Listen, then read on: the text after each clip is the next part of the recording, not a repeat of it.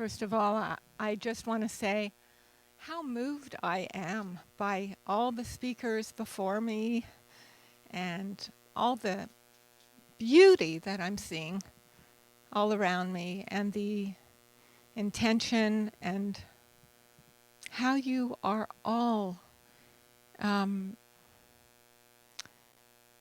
helping each in your own way this world. And I feel so privileged to be here. And I just want to say to Linda and Darius, wow, what a wonderful, this is like a vortex of visionaries, a vortex of possibility, and it's contagious. So aren't we all lucky to be here together? So how many of you have ever wanted a little more happiness for yourself or the people that you care about? It's kind of universal. And that's how this whole project started with me. I was sitting across the kitchen table with she was 13 at the time, and in typical teenage fashion, she was pushing her food from one side of the plate to the other. We weren't talking much, and then she looked right at me and said, "Mom, I'm stressed out. I want to be happy, but I don't know how." Well, that was a huge wake-up call for me, because not only was I looking at her life, but it made me look at my own. Was I embodying the happiness that I wanted so much for her? And I started looking for answers. I was serving on the board of the Dalai Lama Foundation, and I thought, there's a guy that has some answers. So I tried. I tried to give her books and whatever I could find, films, articles, and no, it just didn't resonate. And then I started speaking with experts, and what I discovered actually shocked me. The degree of stress, anxiety, depression, that I think there was a figure on the film. The World Health Organization predicts that by 2020, which is really right around the corner, depression will be the second greatest cause of human suffering. And that is across all socioeconomic brackets, all genders, and even all ages. So it really struck me. We have these little kids that are experiencing severe depression and being medicated to the point that they never even know who they are. Though I have nothing against medication when it is, biochemically a helpful thing. But what kind of society are we actually building? And what can we do differently to change the way that we are in the world? And it can't be just, the problem is the kids, or the problem is the parents, or the problem is the schools. This is systemic, and this is everywhere.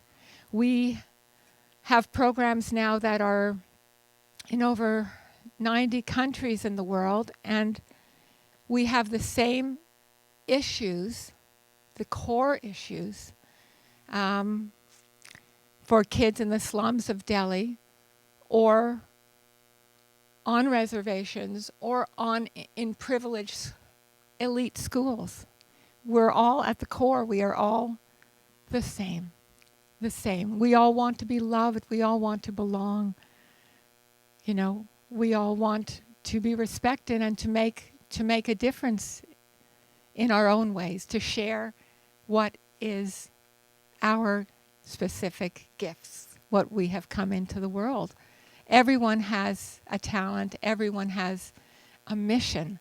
And if we can introduce the possibility of awakening that within everyone, but starting with the kids, Why can't we teach that? So I learned that at Harvard, the most popular course is the Science of Happiness. There are waiting lists. People want to get in that course.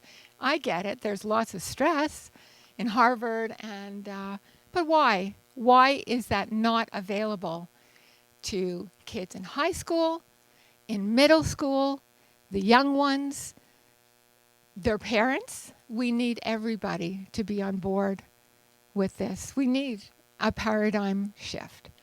So what could I do? What could one person do? My background was film, so I thought, okay, I'll start there. It was a project that didn't leave me alone. I was not looking for this, but it didn't leave my head. So eventually, I was actually at a Vipassana retreat, and that's where the idea kind of came in. And I asked a friend afterwards who was a filmmaker, this crazy idea came in. I don't know.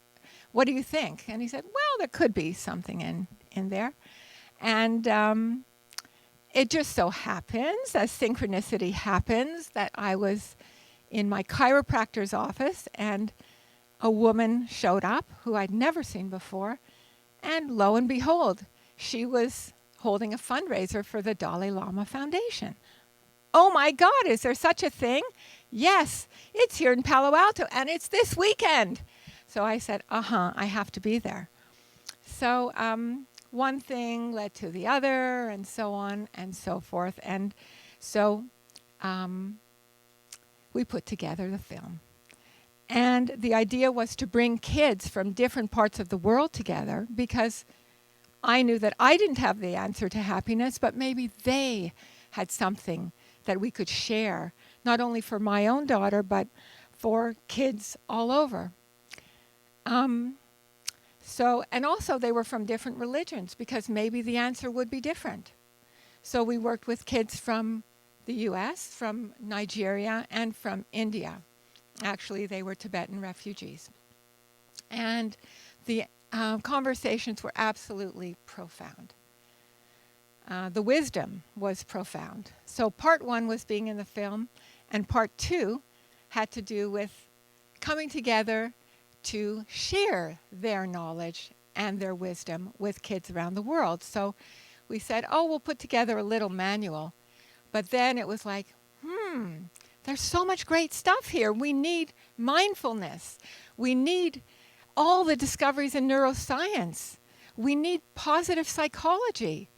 All the stuff they're teaching at Harvard, we want to make available for kids all over. And we put that together, and it became a book that grew and grew, and finally it became the Project Happiness Handbook. And that was such a fun process to do. But then another question came up, which was part three. Now that we have this, how are we going to share it? So we worked with a group of educators from Princeton and therapists and mindfulness experts and school counselors and put together this curriculum that now is really has spread all over. And the stories that we get just blow my socks off, and I feel like the luckiest person in the world. But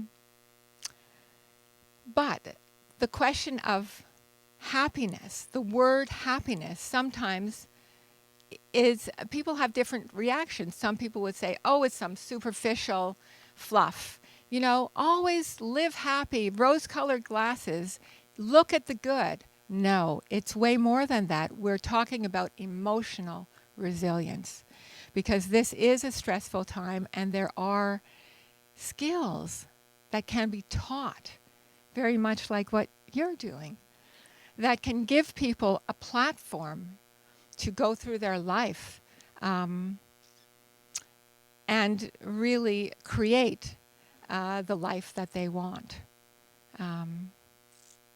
So that was the third part of it. And now where we are at is creating a community platform, because while it's nice to teach kids, we can't leave out, everybody else. The principles are all the same. So, Samantha, raise your hand, Samantha. Samantha is spearheading our Facebook program, which has now reached, I don't know, I think about 350,000 people. And this is within 1 year, and I am just blown away.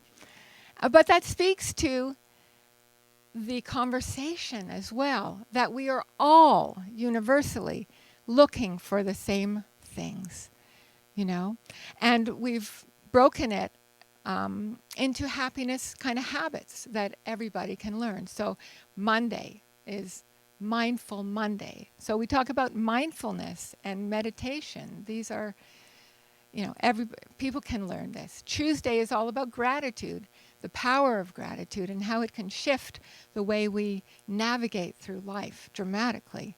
Wednesday is about wellness, and that's physical wellness, nutritional wellness, that part of our physicality. And Thursday is Thoughtful Thursday, so it's about the beliefs that we hold and how we can change those, and also about altruism, because to feel good, it's so simple. To feel good, do good, right? And then Friday is about freedom. So it's the freedom to create a life where we are autonomous and we can make choices, and to know that we have those choices. And Saturday is soul. What makes you feel alive? What brings you to life? What touches your soul? And then Sunday is stillness, because in the stillness, all the answers reside. So those are some of the, the practical tools that we are happy to share. Have you noticed something about yourself in just reminding yourself of that innate strength that you have? I mean, it's important to remember we are all so much more powerful than one would think. Especially with the critic voice always, rah, rah, rah, rah. But there is that other side. And I want to offer today a new definition of happiness. And that has to do with embracing all sides of ourselves. I've seen a theme this weekend which has to do with the power of vulnerability. It takes a very powerful person to be wide open, to be vulnerable. And for me, I wanted to share with you one part that I hadn't shared with anyone before, and that has to do with, I told you about my daughter being depressed and I wanted to help. But what I've never said is that my mother has lived with depression and still continues.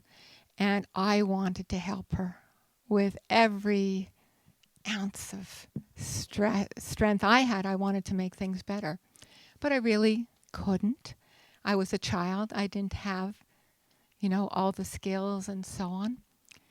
But what I learned from that is that it's given a drive to my life, and the urgency to go out and do whatever little things that I can to plant seeds. And it's given me a path, a purpose, and a real enthusiasm for what this journey is about. So that's really, in the span of the human condition, it's a small thing. There are so many things that are much worse. But all I'm thinking is that we have to embrace both the light and the dark. Even the things that, for example, I didn't even want to talk about this because, through the years, my role was to be the perfect child, the one who got the good grades, the peacemaker. I bet there are a few of you out there right now. But if we try and keep everything perfect or present that, but we know in our hearts that it's not that way, then there is a disconnect and a shame that builds up. So we have the opportunity now to break that open, embrace all of ourselves, and use that as fuel for our purpose, our mission, our joy. Our joy. Who wants to carry that stuff? The more we can clear it out, the more we have room for the happiness, the innate happiness that we were all born with. Happiness is not something to pursue. It's not in external things. It resides in each of our hearts, and we just have to remember how to re-access it. And that may be in nature. That may be in connection with other people. It could be, with an animal. There's so many ways. It could be in reminding ourselves, or Crystal, in your case, your people, and the world at large. What is our birthright? And what we are all here collectively to do. So I just want to say that each and every one of you is, as you connect to all sides of yourself, you are unstoppable. Unstoppable in your connection to your deeper nature, and unstoppable in your innate capacity to love. And together those are really a recipe for happiness. And I'll end with a quote from one of my favorite. It's, don't ask what the world, don't ask, I'm blanking. Don't ask what the world can do for you. Thank you. Ask what you can do for the world. Samantha, come here. Help me up. I am blanking on my last thing. Okay. It's ask not what the world can do.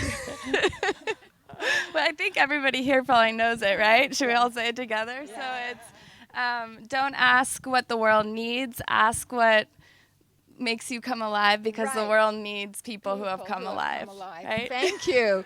And you are all people who are alive on the threshold of beautiful expression of your souls.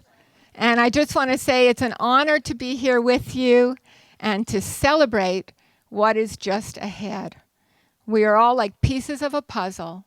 Everybody's gift is necessary for us to create this new vision of the world that we are all part of and that we are creating for the next 7 generations.